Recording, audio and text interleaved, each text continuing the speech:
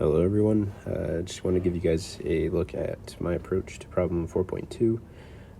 Sounded like some people were having a little bit of difficulty with it, so hopefully my solution makes sense after watching this video. So we're asked to construct a proof of the epsilon delta identity, which is given by equation 4.13 in the textbook. So I've written that out here. Equation 4.11, also from the textbook, will prove to be very helpful in this problem. And that just gives us the definition of the permutation epsilon ijk in matrix form. So leveraging our knowledge of Kronecker deltas specifically, we know that the order of the subscripts doesn't matter for Kronecker deltas. So we can swap those around as we please without any issues. I also know that from the identity we're trying to prove from the left-hand side, eventually we're going to have to multiply those two permutation symbols together. So leveraging that knowledge, I tried to game it a little bit by creating this matrix for the epsilon IMN permutation. So I swapped the position of the indices from epsilon ijk matrix, and also swap the rows and columns. So in doing that, I know that when I multiply these two matrices together, we'll end up with obviously one 3x3 product matrix, but each position in that matrix will be composed of two Kronecker deltas, or the addition of two Kronecker deltas with the same subscripts. So I'm kind of cheating, I guess, but whatever it takes to get this stupid proof anyway. So we're starting here, multiplying these two matrices together, multiplying the rows on the left by the columns on the right. We're also going to need another identity, a determinant identity.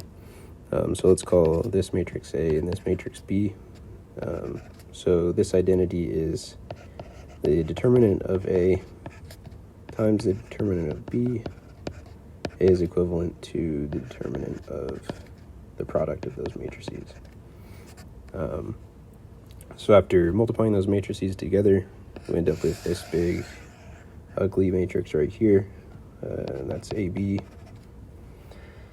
So as you can see, for example, this position here, we end up with essentially the same Kronecker deltas in this addition.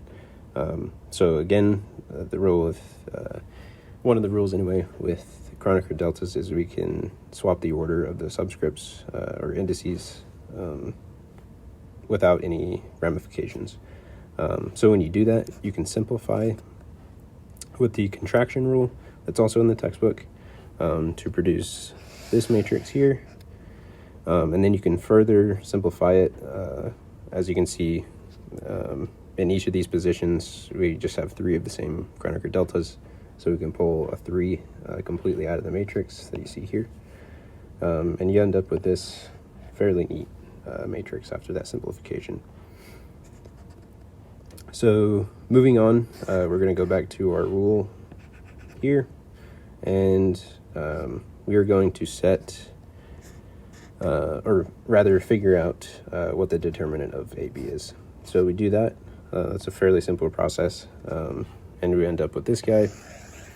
And then really all it is from here on out is just simplifying, swapping indices as needed, and then using the contraction rule. And you just do that several times in several iterations, and come to find out you end up simplifying it to the right-hand side of the identity that we're trying to prove. And some of you may ask, what happened to this 3 right here?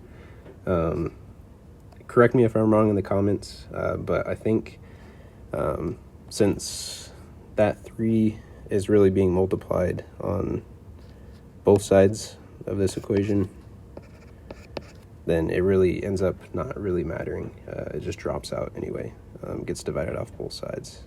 Again, maybe I thought about this problem too long, and that isn't correct, but I believe it is. So yeah, hopefully this helps you guys with 4.2 if you had issues with it. And let me know in the comments if I did anything wrong, please.